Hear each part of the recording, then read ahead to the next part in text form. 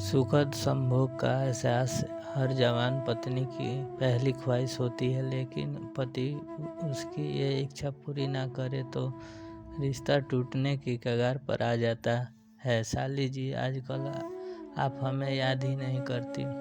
तुम्हारी दीदी बीमार है और तुम्हें बहुत याद कर रही है। अगर थोड़ा समय निकाल कर आ सको तो उन्हें अच्छा लगेगा। जीजा जी की आवाज़ में हल्की चिंता थी। फ़ोन रखते ही मेरे मन में सवाल उमड़ने लगे। क्या हुआ दीदी को? कोई गंभीर बात तो नहीं?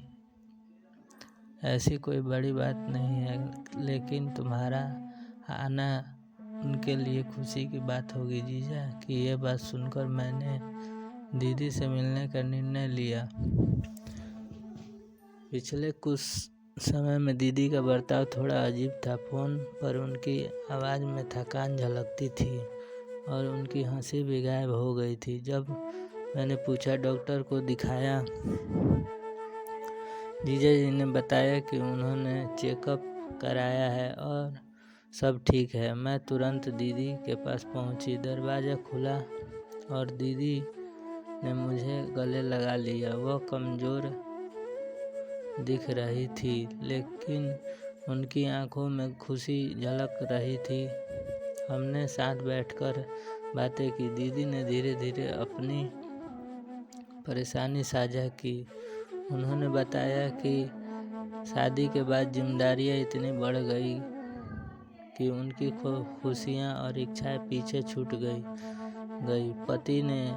पति का उन्होंने भावनात्मक और शारीरिक रूप से समझना कम होता गया। शादी के शुरुआती दिनों में सब ठीक था, लेकिन धीरे धीरे हमारे बातचीत खत्म होने लगी।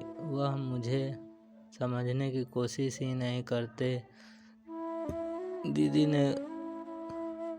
ने रुद्ध गले से कहा। मैंने दीदी का हाथ थामा और कहा, दीदी अपने मन की बात खुलकर जीजा जी से कहो। यह जरूरी है कि वह आपकी भावनाओं को समझें। उस शाम दीदी ने जीजा जी से अपनी बात साझा की। जीजा जी ने भी महसूस किया कि उनकी लापरवाही ने दीदी को कितना आहत किया है। उन्होंने वादा किया कि अब वह उनके हर एहसास को समझने की कोशिश करेंगे।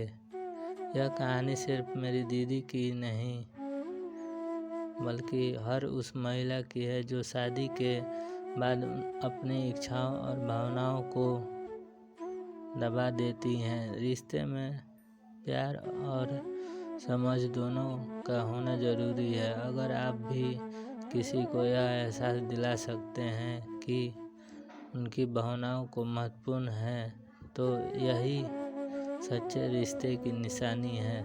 दोस्तों, कहानी पसंद आया तो चैनल को सब्सक्राइब ज़रूर करके जाएं।